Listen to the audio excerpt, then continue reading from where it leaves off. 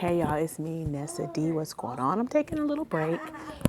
Came over to the classroom to, I'm over in the section of the school to talk to y'all about a, a case that I have been monitoring and watching for a while. It's the Chris Watts and Sha'nnon Watts case, which occurred in Colorado, USA. Chris Watts was the husband of Sha'nnon. I'm not pronouncing it correct, but it's Shan apostrophe N-O-N, I believe. So it's Sha'nnon or Sha'nnon. Anyway, the sad part about it is Chris and Sha'nnon had two little girls under the age of 5, and the wife was also pregnant with their third child. And Chris Watts, her husband of over 5 years, murdered the children, the wife, and their unborn child. He took them after he killed them, allegedly in the house. He took them and he hid their bodies, the children's bodies, in oil wells, an area where he worked, and the wife's body, I think, was in a grave. He buried her. So I am following the information. He pled guilty last week. He is in custody. He is in prison at this time. I don't know what his full sentence is yet. I'm still getting the information. I've been watching a couple of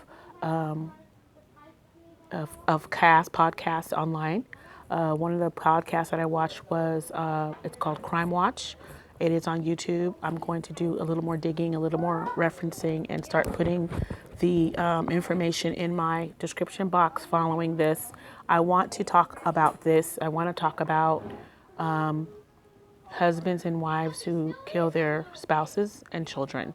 I know it sounds macabre, it sounds crazy, it sounds scary, but domestic violence is such a serious, serious issue worldwide, not just in the white community, not just in the Hispanic community or the Asian community or the Native American community or the Black community. It's in all communities.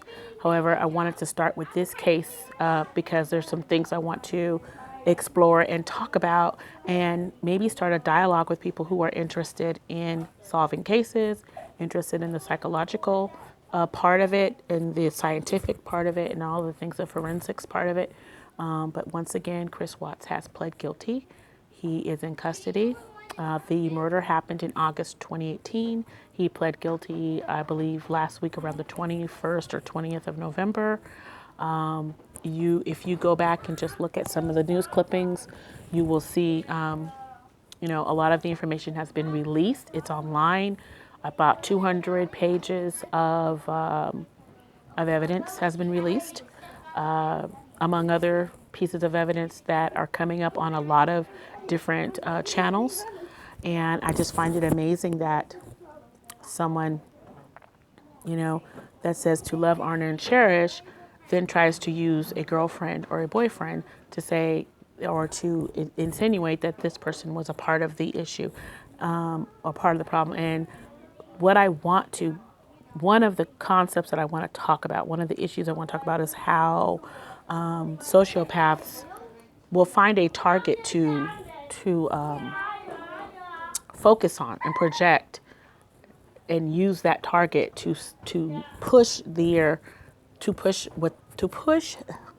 purpose. And the purpose of this man was to get away from his responsibilities as a father, as a husband, as a financial provider. They had a lot of monetary issues and whatnot, and he decided the best way to get rid of it and to be with his girlfriend is to kill his family, literally slaughter his family.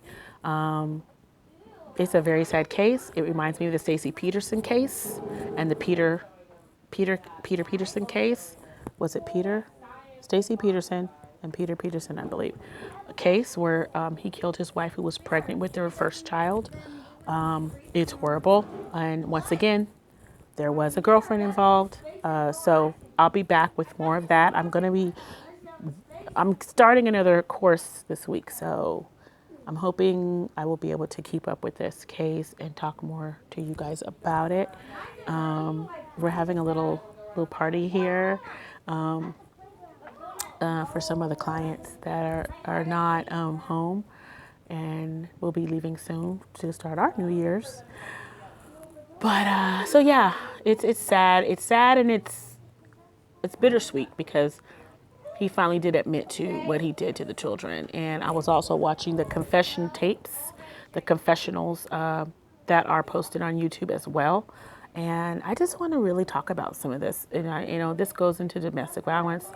This goes into just, maybe learning how to see certain signs, certain words that are said, certain actions that are said that could lead to violence as well as death.